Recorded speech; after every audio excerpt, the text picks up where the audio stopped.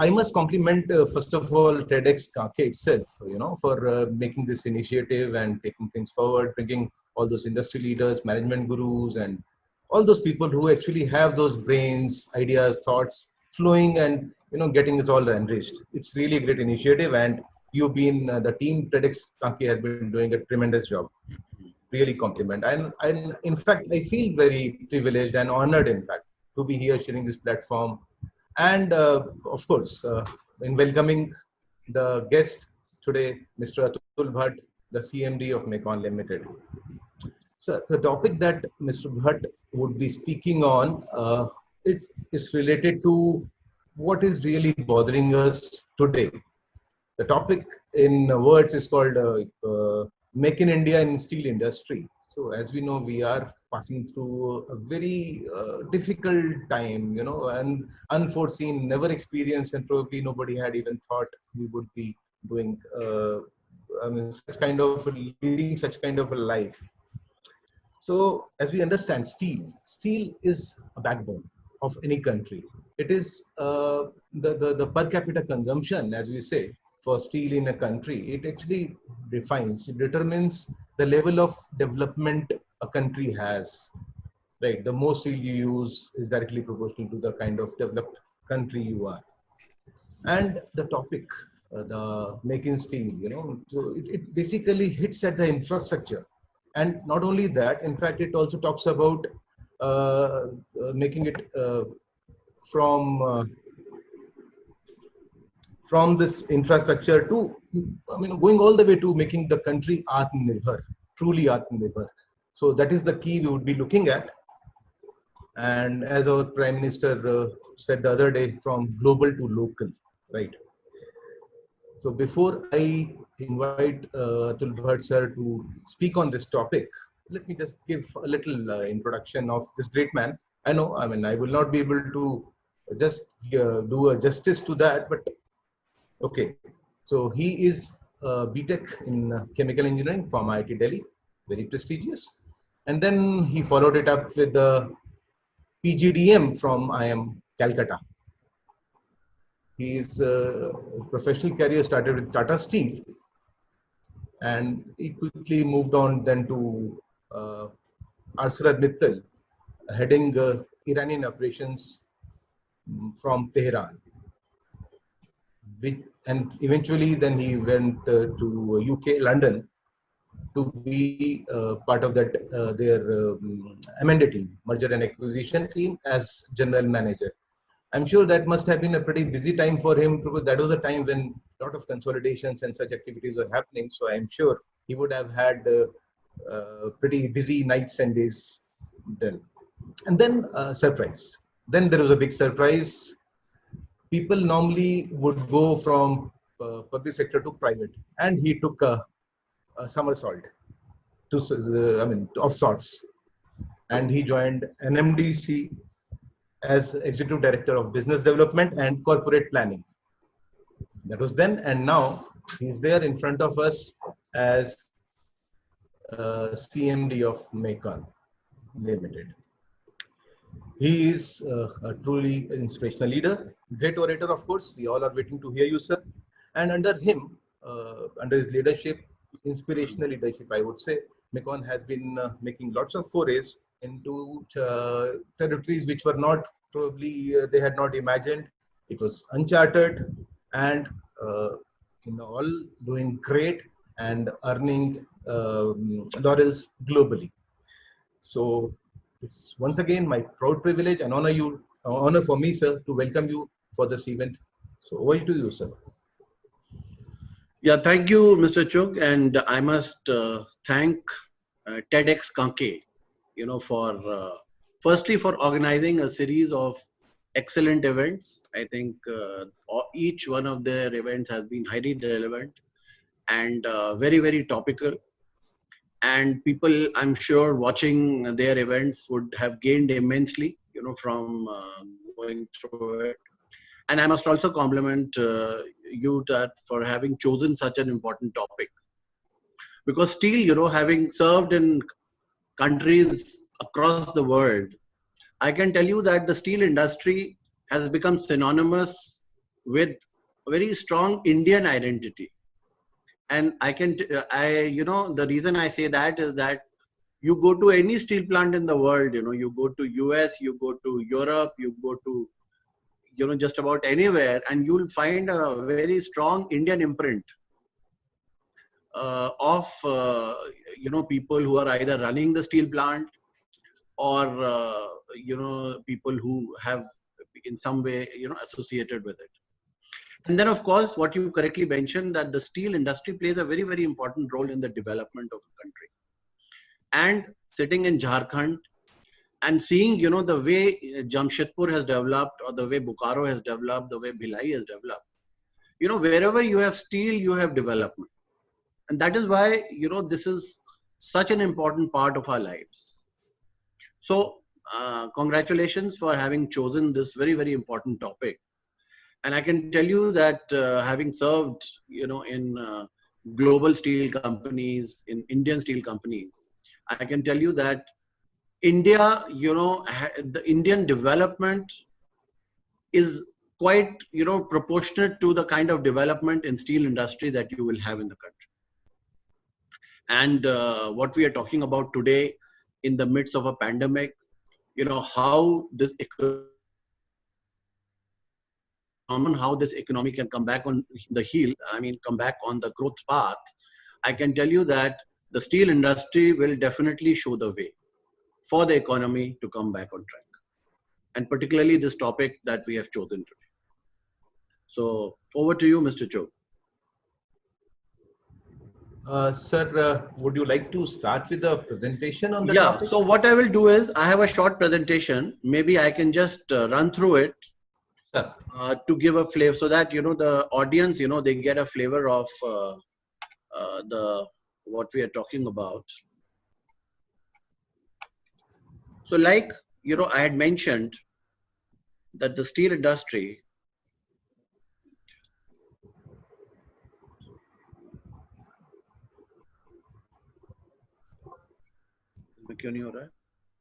Sir, probably you need to share the screen. Yeah, 1 minute. Sir. Share the screen. Screen share.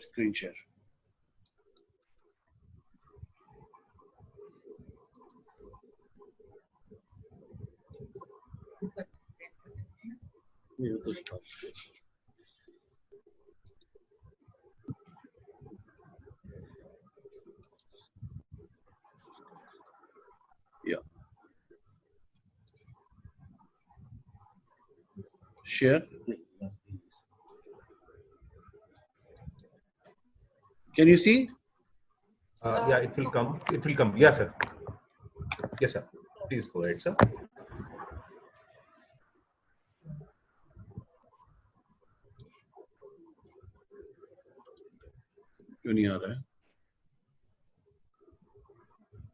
I can see your screen, sir. I can see the slideshow. Opportunities and yeah. Okay. So let me start. Is it clear to you? Yeah, it's absolutely clear, sir. So as we can see that, this is how the economies of the world have grown around the world. And India, with a huge demographic dividend, one of the fastest growing economies, favorable policies, favorable legislation, and a very supportive government. If you see the growth rates having, people have gone down this year, but still India and China, they continue to lead the world in terms of the economic growth. Now, if you see this next slide, you will find that, steel is one of the very few commodities where we have become number 2 in the world. And I can say with a great deal of pride that, Micon, having been a part of the growth of the steel industry, having designed 40% of the Indian steel capacity, we can be very proud that, this organization based in Ranchi has really contributed to steel, India becoming the second largest producer of steel in the world. We are all aware there are very few commodities in the world where we would stand number 2. So we have overtaken US, we have overtaken Japan, and today we are number 2 behind China. Now, if you really see the eastern part of the country where we live, that is associated with, that is where all the mineral wealth of the country lies. And that is where, the steel is such a very, very important part of our lives. Now, as we are all aware, steel is a very capital intensive industry. To construct a 3 million ton steel plant, you require about $3 billion, about 20,000 crore rupees. And people don't realize that out of this huge amount that is going into construction of the steel industry, a significant part is going on the capital goods, and that is where the focus will be. That today, if you look at the our vision to become a 300 million ton steel company, which will require a huge investment, about $22 billion, will be required just for the imports of the capital goods. So this is a huge amount, that is actually, if you look at the capital, because Mecon, we did a very detailed study on each and every capital equipment that is going into. For instance, you take a blast furnace, the bellless top, that is such an important part of our blast furnaces. Now, this bellless top is manufactured either in Eastern Europe or in China. There are so many other equipments also which can be manufactured in India, but they are coming from abroad. So, a lot of people think, whether 300 million tons is a possibility or not. So, if you really see, if we grow at a rate of about 6-7% per annum, which we will, considering that our per capita income is so low, per capita steel consumption is low, this 300 million tons definitely is a reality. Now, really, if you see where the steel is, how much the steel is being consumed, and the particularly in the infrastructure and construction business, and looking at the $1 trillion that we plan to spend on these developing this infrastructure. Definitely, we are looking at India becoming a very big consumer of steel in the next 20 years, in the next 10, 20 years. Yeah. Now, like I said, we had done a very detailed study on what are the equipments which we can manufacture in India. For instance, you take the case of HEC, HEC Ranchi. Initially, when Bokaro steel plant had come up, number of equipments of Bokaro steel plant were manufactured in HEC, and not just Bokaro, other steel plants also which came up. However, with the passage of time, because we did not keep pace with the technology, the manufacturing of this shifted base, and it shifted to Eastern Europe, it shifted to China. So it is not that, the origin of the technology, let's say the technology suppliers are based in Western Europe. Now, these technology suppliers, because we have interacted with almost all of them, and they are looking for a place to manufacture these equipments where they will get the economies of scale, where they will get kind of, the skilled labor, where there is a market. So India ticks most of the boxes. So there is no reason why all this cannot be manufactured in India. In fact, in Bhubaneswar in 2018, we called everybody, all the stakeholders were there. The Ministry of Steel was there, the integrated steel players were there, companies of capital good manufacturers were there, even companies like BHEL, they were very eager because they said that they have got spare capacity, and they could also venture into the capital equipment of the steel industry. So we signed MOUs there where at least $5 billion of import substitution we were looking at. So what is the advantage that we have? We have a low cost base. We have a huge skilled workforce. We have a conducive environment. And very importantly, we have the market in India. Now, if you really see, we have also segmented where exactly, are these capital equipment going to be? Where is the demand for these?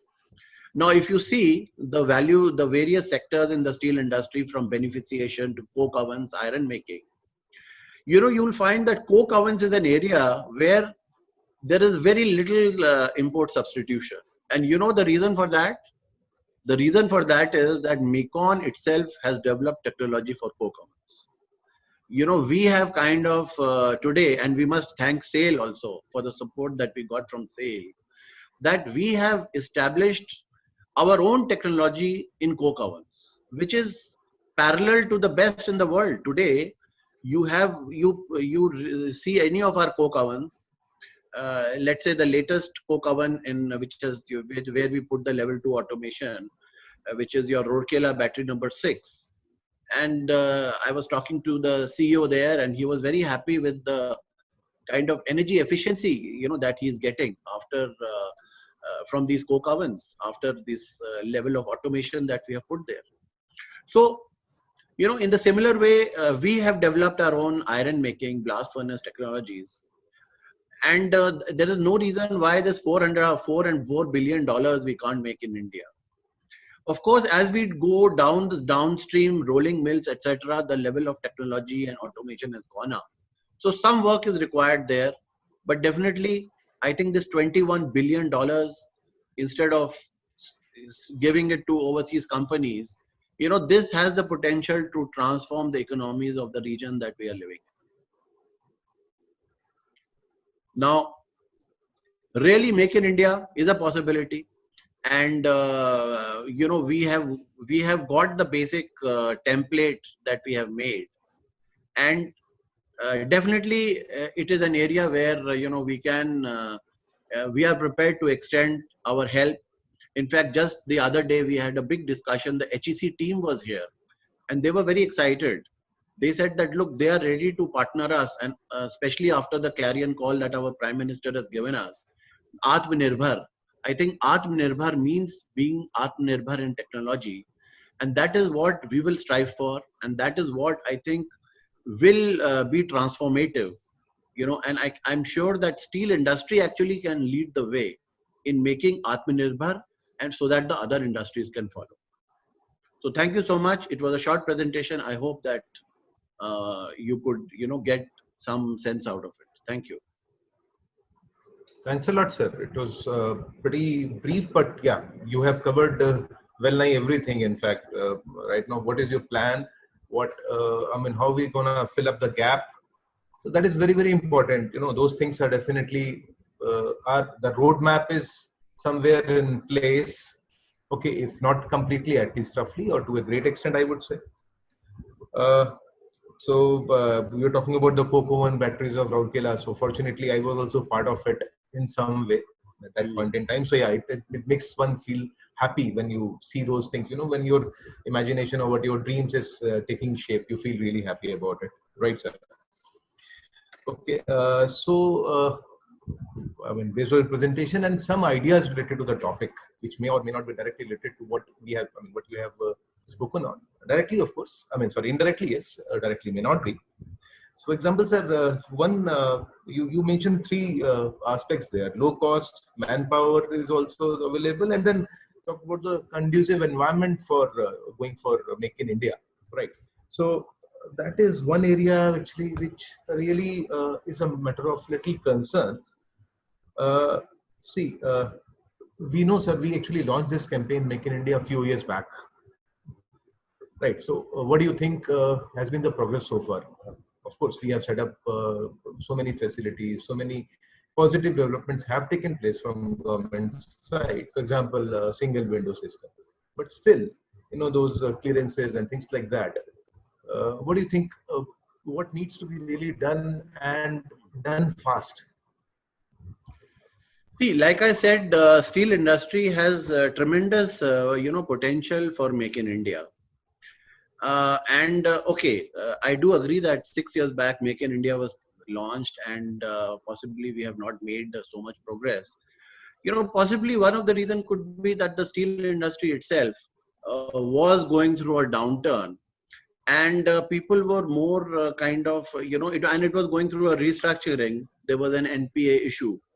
So I think last 5-6 years, it was more a question of getting the steel industry back on track and not much of emphasis was given on the growth part of it, the capex part of it.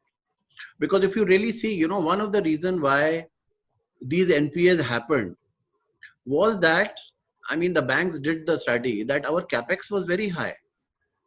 And one of the reason our capex was high was that we are importing, all the components from abroad, and not just, the capital equipment, even the proprietary items that are coming. And look at, just compare with what China has done. China has indigenized, and today, in terms of if anybody has to talk about making a steel plant, China has become the benchmark. And the reason for that is that they have developed their own technology, and they are not being overcharged, for their capital equipment. So I think the time has come now that now the Ministry of Steel, they have rolled out the 12-year plan of going to 300 million tons. And also the Make in India, the Atmanirbhar concept has come. I think one more reason why it didn't take off was that the steel industry didn't realize collectively, how big this opportunity was. And in fact, it was a big surprise for us also, when we got all the data together, that look, we are spending so much money, and not just on the capital equipment, but even on the procurement of space. And then, we went back to history where, the HEC, an organization was like HEC was flourishing, mainly because it had so many orders, the industry was growing. But now you have a situation where our own, capital equipment manufacturers here are struggling to stay above water. Whereas actually companies in Ostrava in Eastern Europe or somewhere in China, they are getting all the orders. So I think this is somewhere we have to look and, make the necessary corrections.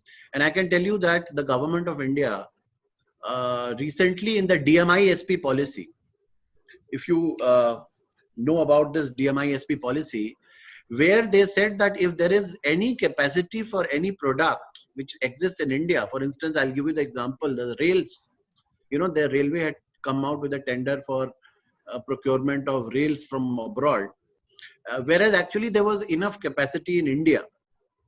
So in similar way, the DMISP policy says that if there is capacity in India to make a particular product, it has to be necessarily purchased from India. And if you want to have a global tender, then you have to seek the permission of the DMISP group. Similarly, now that has now extended into capital goods. And they say that if you have to make capital goods, then 50% of that, the value addition has to be in India.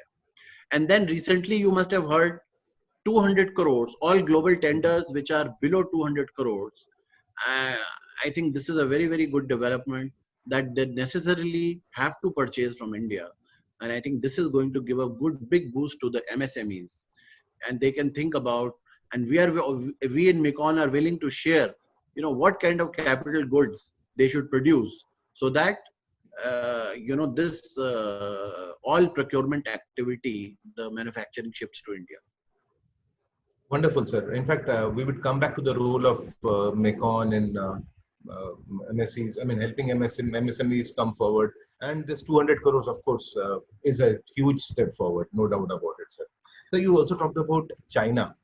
So you were a part of ArcelorMittal. So if you recall, around 2007-8, or maybe a little earlier, 2005-6 maybe, ArcelorMittal wanted to come to India as well as China around the same time, right?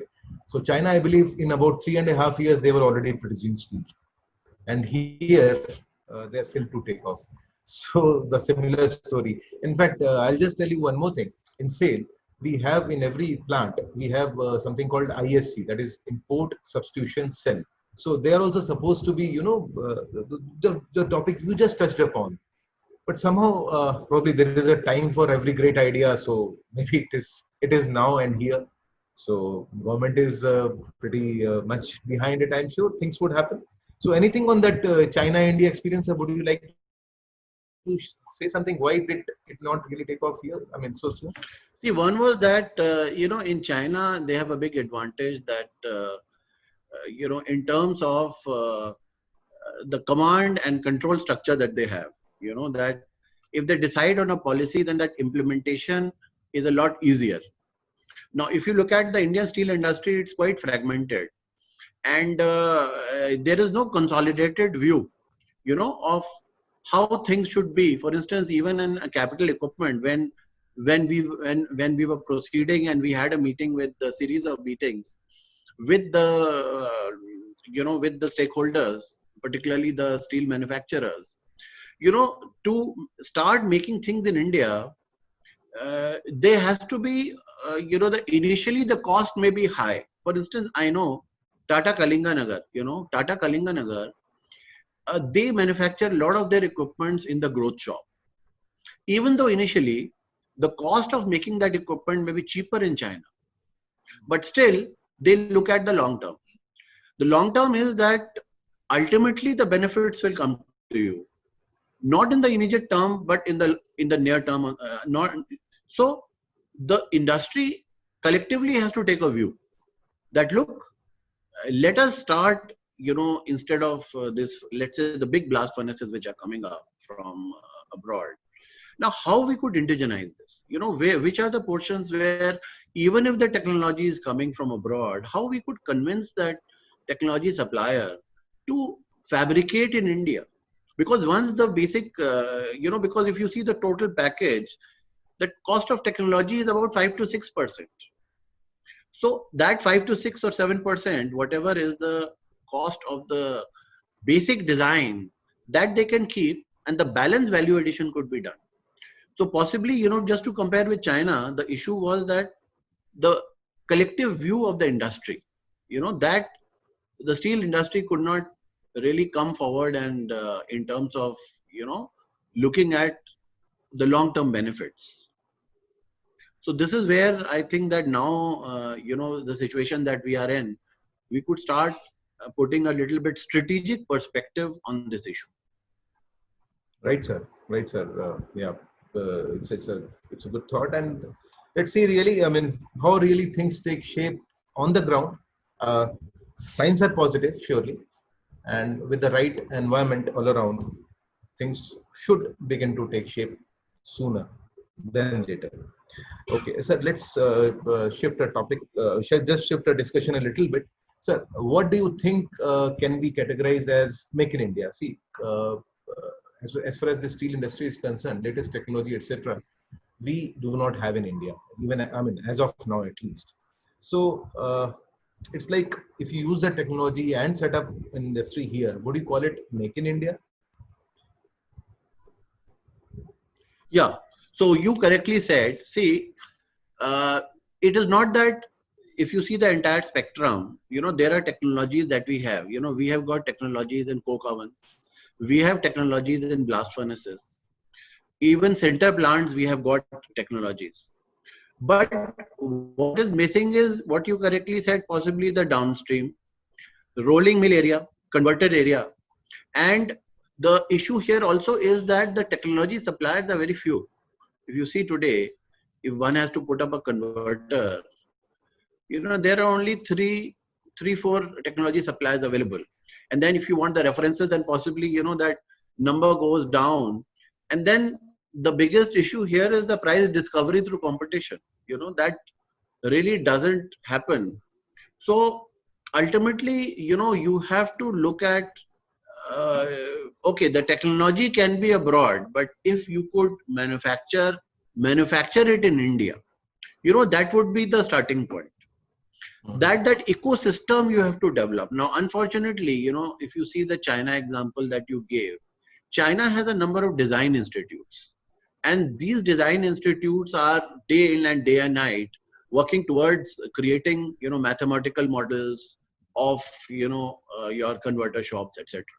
Now, Micon also, we tried this. We approached the academia, and in fact, we have with IIT Kanpur, we have entered into an agreement where we will kind of proceed, because we realize that the technology is a missing area in converters and rolling mills in particular.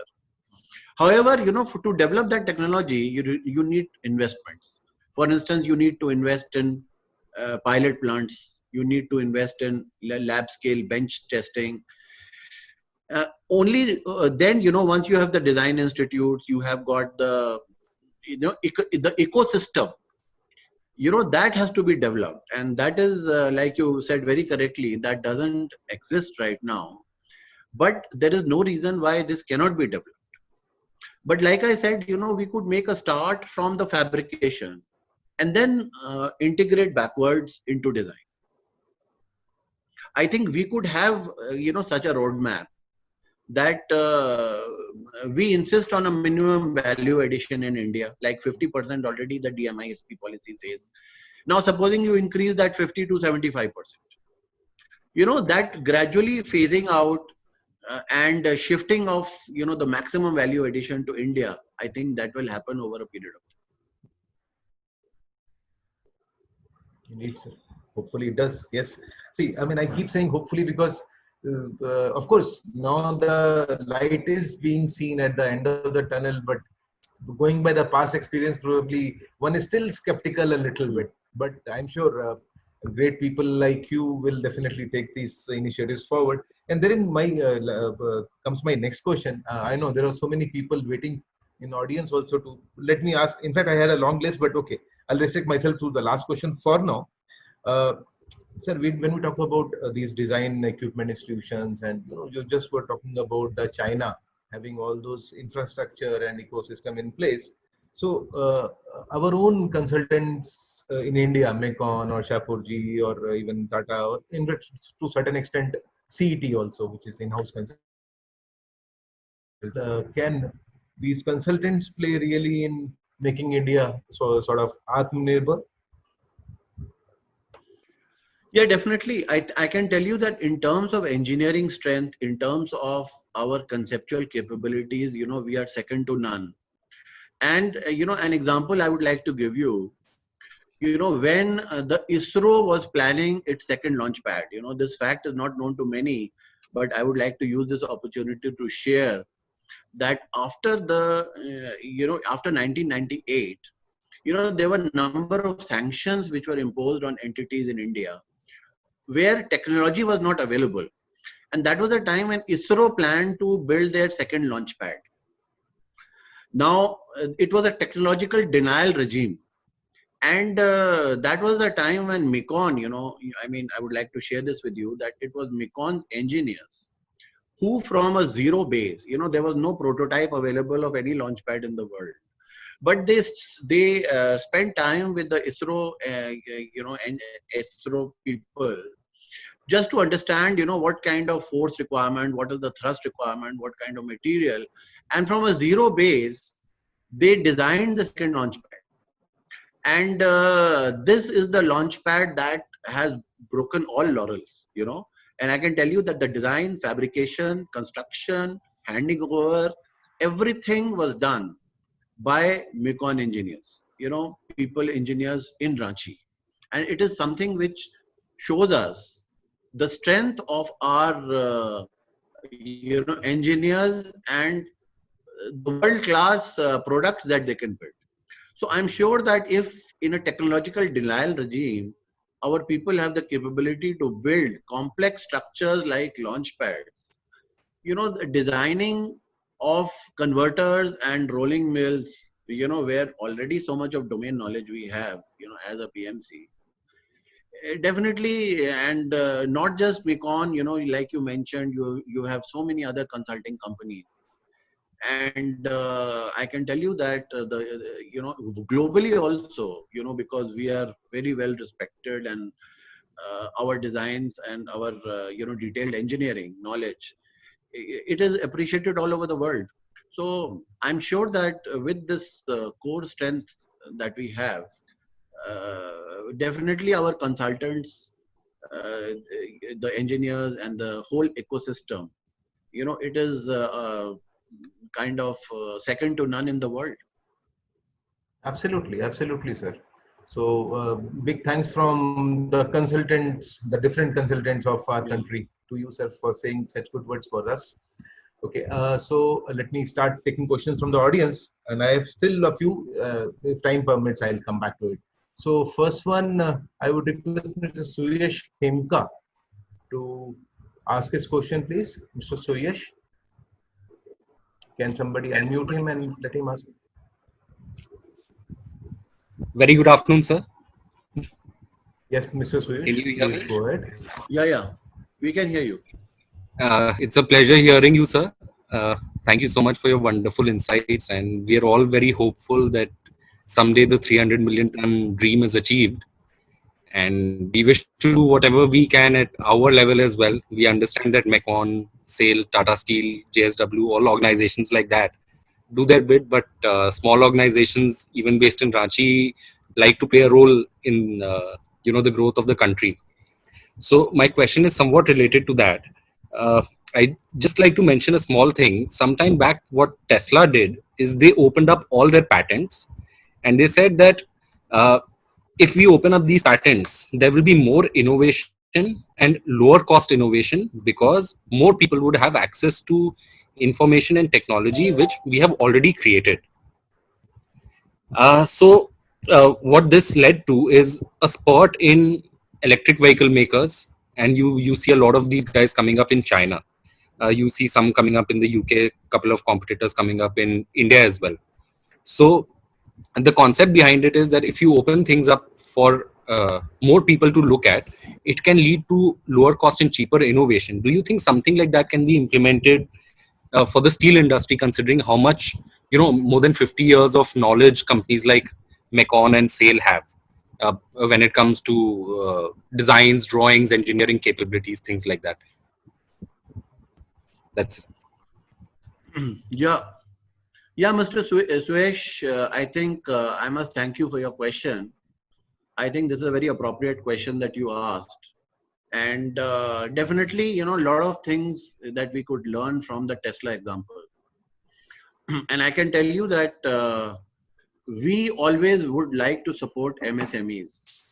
And one of the reasons, why Mekon did that very detailed exercise, in fact, we can share it also, with those people who are interested, that we identified capital items that could be made in India.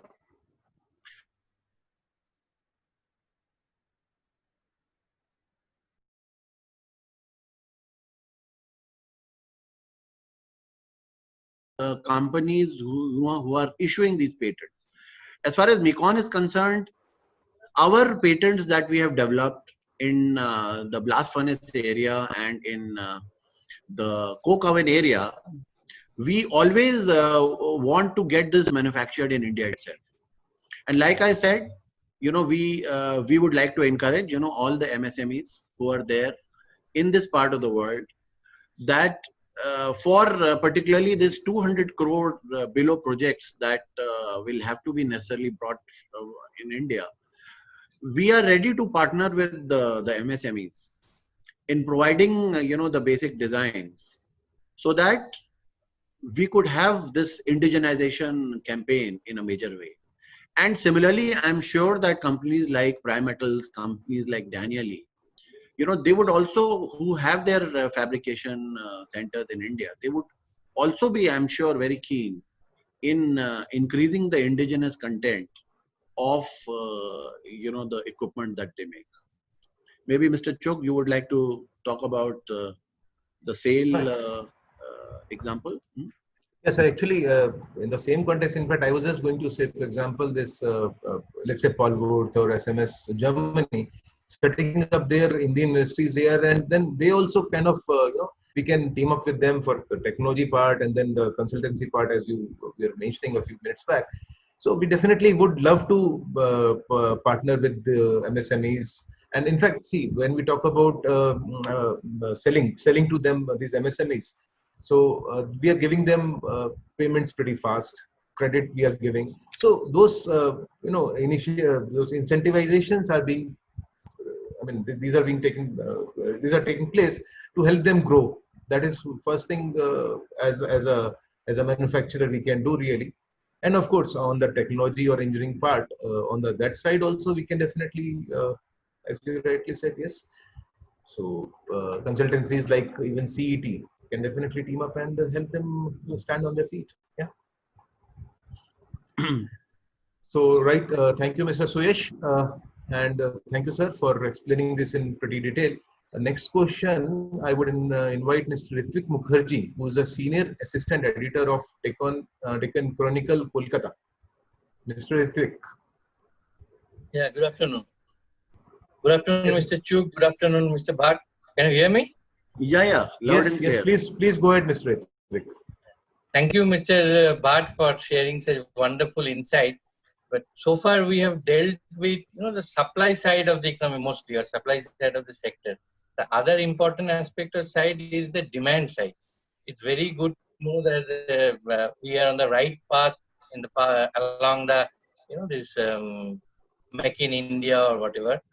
But as we speak today, the domestic demand in steel sector is expected, or I would say apprehended, to be down by more than 20%. So in such a situation, and what is more worrisome is that the demand hotspots, steel demand hotspots, are quite overlapping with the those COVID-19 hotspots. You talk about Gujarat, talk about Maharashtra, talk about AP, Andhra Pradesh. All these are considered to be the domestic steel hotspot, demand hotspot.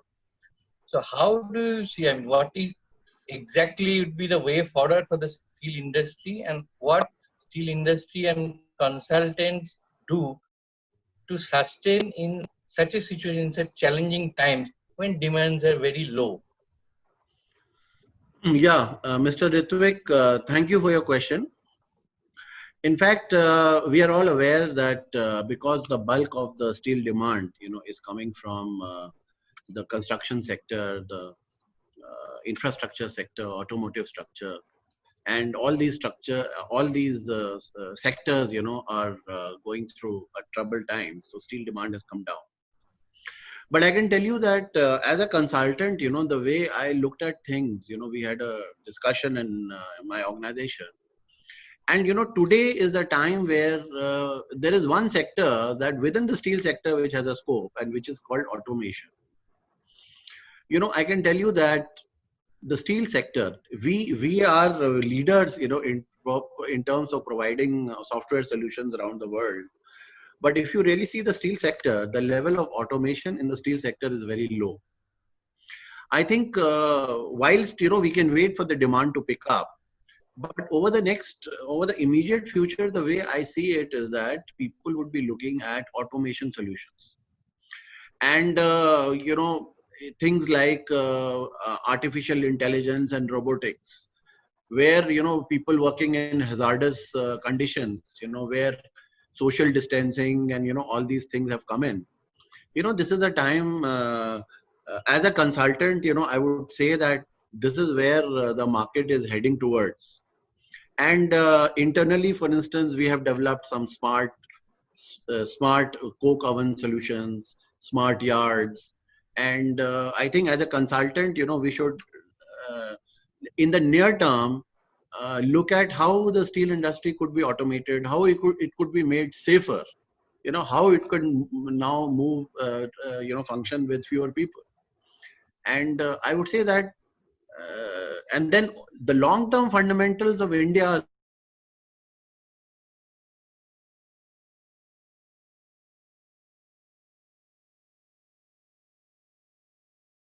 buildings and institutions and these medical colleges, have to come up. So the long-term growth story is intact. And the market, we have to now decide that, the near market, what kind of products and services will be required. So as, let's say solution providers to the steel industry, we should look at, what are the immediate sectors which have become relevant today, like I said, automation. Right, sir. Thank you. In fact, my question also, I had one of those questions related to what he was speaking on. Of course, one would have been, how do you see the steel industry post-COVID? And secondly, where do you think the recovery would be coming from first? So it could be infrastructure, or it could be retail, or any other, or maybe rural. rural areas may be also going for this is, I mean, high time. They also need a big fillip. But of course, what you suggested, automation is an entirely different ballgame. I mean, as far as, of course, rightly pointed out by you, sir, we need to automate a lot. And in fact, as this migrant labor problem would be seen for some time, the industries, MSMEs also would be now putting their money on automation, less dependence on those people. So, any thoughts on that, sir? Before I take the next question from Yeah, audience? definitely. See, people are looking at, the social distancing now in the steel plants. Productivity levels have to go up. And like you correctly said, the automation, where, let's say, blast furnace operator, instead of, we could look at introducing robotics. And really, steel industry, I would say, has not really embraced, the kind of levels that it should be.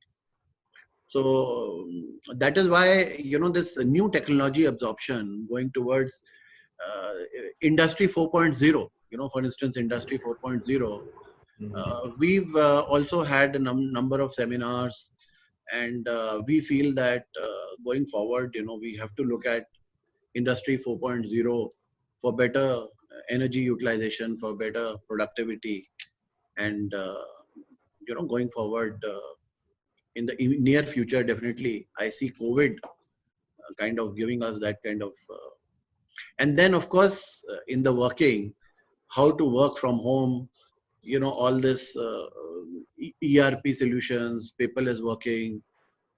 In public sector particularly, there is a lot of things that we could do in moving towards e-governance and paperless working. Right, In sir. fact, Sir, carry on. Please carry on, sir. so as a consultant, we were also thinking of, venturing into that domain, and also advising our clients on how to move towards such, processes. So that is opening absolutely a new window to the world. Yeah. It's automation and steel industry, and then I think it's all really great. I would say. I mean, challenges, as they say. In that week, I bring in my next person for question. This is Mr. Vikas Sirani. Vikas is been a very good friend of mine, my fellow batchmate at IIM Ranchi. So, Mr. Vikas, please carry on. Very good evening, sir. Can you hear me? Yeah, please go ahead. Very good to hear you, sir. So, as far as I know, technology is the most important in any industrialization, as much I can understand. And now, when we talk about Make in India, time is of the essence, sir. So, I heard you saying that you are importing plants and the spares and the everything from abroad. So, why don't we buy the technology instead? And not the plants. Why don't we buy just the technology from them and make it in India from them, instead of us making the whole technology again, making all those mistakes again? Why don't we just buy the technology? See, that is definitely an option, but then the supplier, like I said, that the steel industry is dominated by very few technology suppliers. You can count them on your fingers. Right, sir. And being the oligopolistic market that it is, these people may not be willing to kind of be, giving only the technology. So I think you have to go in stepwise. That firstly, you have to tell them that, okay, you keep the technology, but make in India. And gradually, as things start getting made in India, the indigenization and that ecosystem develops and competition develops, that could be the next phase. And parallelly, we could also sting on our etc. So, one of the issue, that you mentioned, I mean, that would have been one solution, of course, but the availability of the technology, But things would be really fast tracked if that could be done. So, but wherever, let's say it is a possible option, we should try to exercise it. Right, sir. Right. Thank you. Right, Vikas. Thank you, Vikas, for your question. Of Thank course, you. what you suggested is very, very I mean, noble, and in fact, that way it should have been. But somehow, as Sir says, it is not easy for these people I understand. who would have spent millions, to millions rather, billions and trillions of Of dollars course. over a long period of time to develop these technologies to, hand it over to you in a few, maybe $1 million. It will be a very difficult Well, proposition. you pay a price for it, of course. I'm not saying Yes. But it's anyway, possible. a very relevant question, no doubt about it. Right. And can I request Mr. Sunil Banwal, senior IAS officer from Government of Jharkhand, sir? You have a question, I believe. Yeah, good afternoon. Good afternoon, And sir. thank you for a very insightful, very comprehensive address. And I have just a small question. So, we all compare ourselves with the growth pattern of China. And we see how China in a very short time has become such a big exporter of not just technology, also of fabrication, etc. And we want our companies also to grow to that level so that we also supply that all equipment, all manufacturing, etc. Not just to the Indian companies, also abroad. So if we want to really grow to that level, we need to have our companies to be equally efficient and produce those things at a very competitive cost. Now, on one hand, through Make in India, maybe in short run it is good to protect our industry, to allow them, within 200 kilometers, 200 crores, only Indian, you have to procure from India. Of course, it will allow our Indian companies to grow, but at the same time, it will also have a threat for our companies to become a little more inefficient. And that is why my question is, to what extent should we protect our companies? And how long should we do that?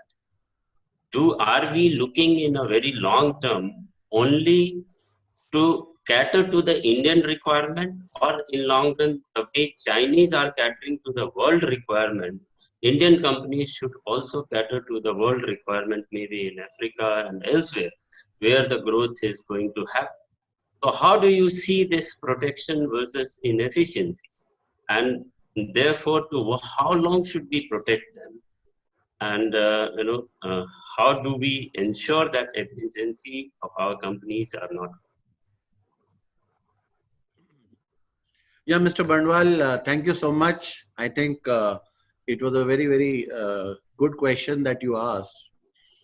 Is that this trade-off between inefficiency and at the same time encouraging? Now here, I would like to give example of one policy like the DMI-SP policy. One of the issue which happens is, and this is an issue that Mecon also, faces in the market, that we have got our designs ready. But when we go to the industry to supply these designs, we are asked that where are the references, show us 3 or 4 blast furnaces that you have constructed with these designs, because that is an integral part of your pre-qualification criteria. And that is where we say that, okay, we have the designs which are good, but we have, we don't have an order till now. Now, similarly, they were in the DMI-SP policy, where there were a lot of, let's say, Indian manufacturers, for instance, ONGC. Now, ONGC imports a lot of pipes, which are going to very critical applications like undersea operations, etc. Where the Indian manufacturers like Indian Seamless and these other tube manufacturers, they said that, look, we have also got the designs, but only thing is we don't have the the credentials, because till such time you give us the order, how you are going to develop the credentials? So there, the DMI-SP cell, in the Ministry of Steel, and of which I am also a member, they came up with the idea that, look, if you are giving 100 tons of orders, then 20% of that has to be a developmental order that you have to necessarily give to the Indian manufacturer. And similarly was, let's say there was a rail manufacturer in India who also, got this developmental order from Indian Railways. So I think that, like you said, there has to be a balance It's not that without any reference, the Indian manufacturer could get 100% of the order. But at the same time, at least some quantity could be allocated. And in this way, in a phased manner, we could actually, develop this industry. And I'm sure that even in the capital good industry, we could have, such kind of, if not the entire thing, then we could say, okay, you increase your domestic content and you gradually phasing, because capital good, you cannot split the order. If it's a full blast furnace, you can't say that, okay, one blast, 20% of this blast furnace, So there we could have something like a value addition criteria, which you can go on increasing till such time, So that way, your credentials are also there, and at the same time, the encouragement is done. Otherwise, the domestic manufacturers will never be able to, make anything until that initial impetus is given to it. So in fact, I have the figures here in DMISP. We saved about 12,000 crores of foreign exchange in 1 year because of this policy. Otherwise, these 12,000 crores of goods were getting imported. My point is, in how many years are we likely to not just save the foreign exchange by manufacturing domestically, but also to earn foreign exchange by our companies going abroad and taking orders? Are we only looking at the Indian market, or are we making our companies efficient enough to compete with maybe Chinese and European companies to take orders from, let's say, in Africa? Definitely, I think that should be the long-term plan, that gradually as the ecosystem develops in India, and we develop credentials, I'm sure that we could look at and in any case, we are all aware that a number of companies who are having the technology in Europe and who are manufacturing in China today are looking at shifting their bases from China to India. So we should, I think, roll out the red carpet for them. And at the same time, the Indian companies who are Indian design institutes having indigenous designs, we encourage them through these policies and giving a part of the business. And like you said, Mr. Barnwal, it will not happen immediately, but definitely over the period which we are looking at over the next 10 years, I'm sure that maybe after 5 or 6 years, we could have a situation where we start exporting not just steel, but also capital goods from India. Right, sir. Thank you, Barnwal, sir. And it was a good question, and it was a debate. I think we can still go on with this. We already overshot that 5 p.m. limit, but considering that we have a little technical glitch in the beginning, I think I can take a question or two. Okay, now let's go over to students. There is one Mr. Akshat Uniyal. He's an MBA student for XISS Ranchi. Is he around? Yes, sir. Okay, Mr. Akshat, please go ahead with the question. Yes. Good afternoon, sir. First of all, thank you, Atul, sir, for being such a wonderful speaker and sharing your thoughts about what's actually happening and what is about to come in the industry.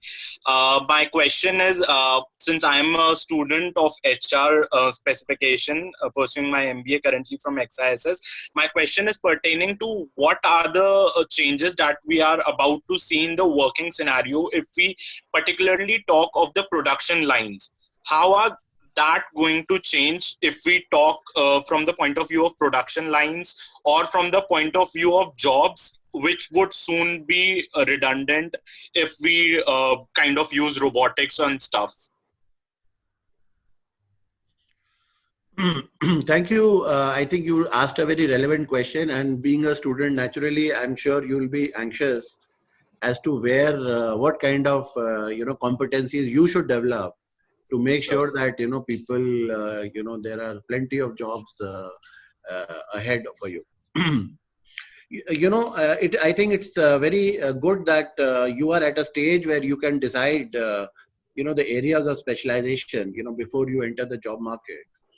Like I said, COVID, one thing which has really dramatically changed our lives is the impact of automation today, automation, digitization, and the new IoT technologies which are coming up, and the speed at which we are finding that automation is kind of entering our lives. And I'm sure that in not just our lives, in every facet, be it production line, be it the way we work, everywhere we have a situation where this connectivity will play a very, very important role. Now, as far as the production line is concerned, like I said, we will have now a lot of things which earlier were done manually will now be shifted to kind of control over process control, etc., which will happen through IoT. Now, already you have got the platforms like ERP, etc., which a number of companies have implemented. However, at the basic level in the steel industry, the automation is still to catch up. So there's a lot of automation requirement that is going to be there moving forward, wherein the steel companies will look at controlling their operations through IoT techniques. For instance, let's say you will come to know what, let's say if you have to make a particular quality of coke, then immediately how the blending will be done, what sort of coals will be mixed, what should be the temperature, what should be, everything now will be calculated by machines. And here I would say that there will be a lot of requirement for engineers and people who can develop these kind of solutions, where you could look at how to make people more productive in terms of the output per man hour. Yes. Right, sir. Thank you. I think that would make Akshat really know what really to look forward to in the years to come. You and your lots of fellow students. Really, things would change, requirements would change, and of course, we also have to change in the same manner. Okay, the next one could be the last one, if time permits. Okay, let me see. Okay, next one is this guy is Bipul Mayank, who is from ISM Dhanbad, and now he's doing masters from Yale University. All right, Bipul, welcome. Good evening, sir. Thank you so much for giving me the opportunity. My question was more in lines of the sustainable ambitions that India has at the moment. We see that the steel, as steel production grows, it has a possibility of quadrupling the amount of carbon emission associated with the industry. And now when we have countries like Canada and entire European Union talking about a transition which is green in its origin, how do we consider industries in India playing their role towards a sustainable transition post-pandemic in India's context, specifically when we have such global stance towards the Paris Summit in terms of our NDCs and increasing our forest cover? How do you think the role of industry and specifically steel comes into picture in terms of sustainable sense? Thank you, Bipul. I think that's a very relevant question that you asked. Steel industry is very, very conscious of this fact that we have to move towards sustainable solutions. And one thing which I would like to share with you is that recently in India, there is a new scrap policy, vehicle scrap policy that has been, announced recently or in the offing, wherein, they would like to have the recycled steel. Now, unlike if you compare US and India, in the US, you have got a very, very active recycling industry. And a number of your steel plants, they do not go through the blast furnace route. They go through the scrap melting route to make sure that your carbon emissions are, reduced. And similarly, you have got Europe as well. Now in India, the scrap generation itself was very low. But I'm sure that, with these new policies coming up of necessarily having to scrap your vehicles, and also there are a lot of ambitious schemes of, having more of, the shipbreaking industry, how these could increase the supply of the scrap to the Indian market. So that, of course, is one way wherein we do see the recycling industry playing a much greater role in the reducing the carbon emissions. And then, of course, the new technologies which are coming up. For instance, in India, natural gas. Natural gas was not so much used as a reductant, rather than it was a more of a coal-based. Even the generation was coal-based. But now you must have read in the papers that there's a natural gas grid coming up all over the country. And very soon, like the developed countries, India will also be making a transition to natural gas. Already, most of our homes, piped gas is available. So, this transition into the natural gas from coal, that will also reduce, the carbon emissions, reduce. So, we are all very conscious, and in fact, in the steel policy itself, there is a mention and there is a very clear thrust on making our industry much more environment friendly. So thank you. I think that kind of summarizes the going forward, what the vision is. Thank you, Vipul. There is one question from Mr. Srimant Malik from MTI. Is he around? Mr. Srimant Malik? I don't know whether he's around or not. Okay, so apparently he's not responding. Okay, anyway, I'll just read out his question. So you try to make a sense of it. He says, sir, is it really wise to invest in steel industry? If yes, what route should new investment should be into to increase ROI? So this is what Malik from SAIL MTI he wants to ask. Which route, sir? See, I'll tell you, the steel is actually the backbone of the development of any country. Like if you see the growth of the steel industry, in the early 1900s, America, steel industry was growing very fast. And steel industry, 50% of the steel industry in the world was in US. Now in the, middle of the 1900s, Europe was 50% of the steel industry in the world. And a lot of development was happening in Europe. Now, last 10 years, we find that China is, the biggest steel industry is growing at very fast rate, and China has 50% of the world production.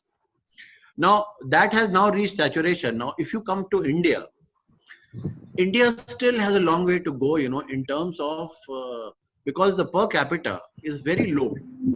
And in order for India to develop, your steel consumption has to go up.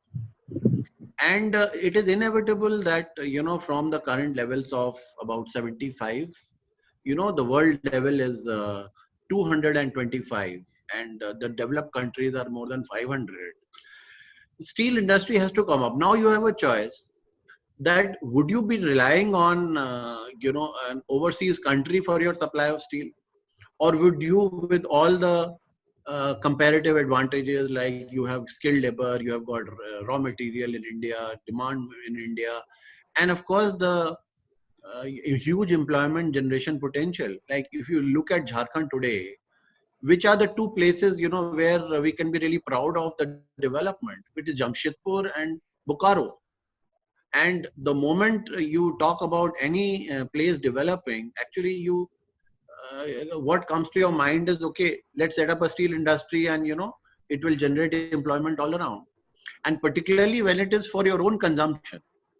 So I think that it is inevitable that our steel consumption goes up, and then you have a choice. Would you like to import it, or would you like to make it in India? I would say that for the development of our nation and for the development of our economy, it is we should go through the route where we not only produce for our own country, but also we export it to the neighboring countries.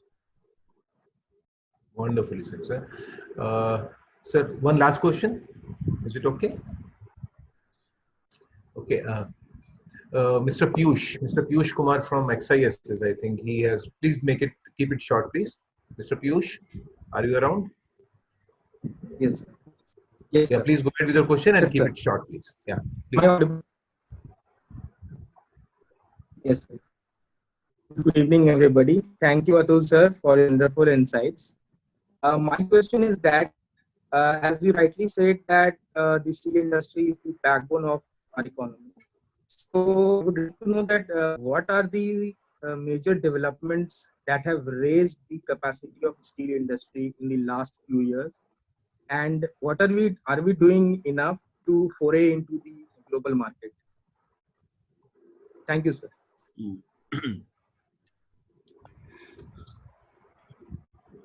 See, I would say that in the last few years, there have been certain structural issues in the steel industry. For instance, there was this issue about the loans that the steel industry had taken, and because of which, when the downturn happened, the companies were struggling to pay their loans. So I would say that the last few years, if you see, it has more been a story of the kind of structural, getting, sorting out the steel industry from the point of view of all the NPAs that have developed. But if you see, let's say, if you go back more, you will find that after the 90s, when the steel industry was liberalized, there has been a very positive growth. I would say about 8 to 9% growth in the steel capacity. And today we have from let us say 6th or 7th in the world. We have today become the second largest steel producer, primarily on account of the strong domestic consumption, which has gone up, and our per capita income is per capita steel consumption has gone up from below 50. It has gone up to about more than 75 today. Now, if this trend continues, definitely we are going to see over the next 12 years demand, in the region of about 250 million tons by 2030-31. So the growth story is there, and the reason for the growth is what you can see all around you: the new highways, bridges, ports, that are being constructed all around you. Of course, during the present hiccup that is there with the COVID thing, uh, maybe for the next 1 or 2 years, the demand may go down, but the long-term growth story is there intact, and we will definitely find that the steel industry will continue to grow. But we must remember that growth is only possible if we grow, if our costs is in the first or second quadrant of the industry cost curve. And with the comparative advantage that we have got our iron ore in India, we have the growing market in India, we have, we are now trying to have the technology in India as well, skilled manpower, of course. Like I said, today you go anywhere in the world, India has become synonymous with the steel industry. So Indians are known to be very, very efficient, producers of steel, and who understand steel very well. So Thank you, sir. Thank you. Sir, you want to add something to this? Sorry. No, it's okay. So, like I said, the growth story is there, and it is just a matter of time by that we achieve this vision that we have of being a dominant player in the world, of not just catering to domestic market but also exporting. In fact, during the pandemic, you'll be surprised to know that we have actually exported large amounts of steel to China. Right. So, in fact, even though the domestic demand had come down by nearly 80%, there were companies still operating at 80% capacity who were exporting steel. And I think people went up to about 40-50%, but considering the demand, the export has actually supported the industry. Absolutely, sir. I mean, same is true for SAIL also. They've also been able to export mostly semis during this period, yes. But yeah, it has allowed us to go on to sustain. So just one question about the growth story. Of course, our targets for 2030-31 is about 300 million tons, going from about 100 odd from now. So problem, the conflict here is between the industries, I mean steel industry or mining industry for that matter on one side. Other side is your environment or forest industry. I mean ministries we can say, ministry, forest ministry or environment ministry. So conflict comes whether those clearances, the forest and environment. So where is the land? One, and secondly, are those clearances going to come this way so that we can create all those facilities? Or, of course, one way to go is to automate, to be more efficient in production. But then still you need to add more facilities in terms of mines as well as steel plants. So what do you think, sir? The ministry should sit down and maybe decide what is the way forward, or your take on this, sir? I think one major thing which is happening in the industry is the auctions of mines, which is happening, where the environment clearance, everything is in place, and then the block is being auctioned. Right. So I'm sure that the government is aware of the issues about environment clearance, etc. And I would also like to share with you that about 1 or 2 years, few years back, the Ministry of Steel had come up with the concept of SPVs, realizing that companies like POSCO, etc., when they came to India, they had to struggle for a long time to get the linkage of iron ore, to get the environment clearance, the land acquisition, etc. So how this SPV concept works is that the government will earmark an area, where they will have, all the competitive advantages of setting up a steel plant, get all the environment clearances, get the iron ore linkage, and then offer this SPV land to the foreign investor. And in fact, in the state of Jharkhand itself, there was 1 or 2 places identified like Chatra, etc., where they said that land is available, iron ore linkage is available, land acquisition is complete. The foreign investor just has to come in and set up the steel plant. And similarly in Chhattisgarh, in Odisha, there was progress made on the SPV mode. So I'm sure that the government is fully aware of what are the issues and consistently comes out with the policies to address these bottlenecks. Right, sir. Thanks a lot, sir. It was a pleasure having you, and it has been such a wide, varied discussion. We started with Make in India, and we have covered a huge bit of ground, from absolutely covering the whole spectrum of steel industry, mining, ministries, and finally we're ending with this kind of thing. And then, of course, the questions were absolutely delightful. I mean, the way you explained, it's very, very, it was very informative, and I think it has given a lot of, food for thought for our minds also going forward. What is the way forward? The role of consultancies, the role of the industries, the governments, and of course, what we started with Atmanirbhar. So I am sure all of us would have got enriched with the entire discussion over the last hour and a half now, close to it. This must have been one of the longest running sessions in this kind of platform over the last 6 sessions, something. Rajiv would agree. He's smiling also. So thanks a lot, sir. And thank you everyone for participating, making it so delightful and so entertaining and so involving kind of session. And of course, thanks to Team TEDx for having this organized this kind of session. Thanks, sir. Thank you. Thanks once again, sir. Yeah, thank you. It was really a pleasure. And I must also congratulate you, Mr. Chugh, for having conducted the session so well. And of course, Mr. Rajiv Gupta of TEDx Kanke. Everyone. Thanks, everyone. Bye.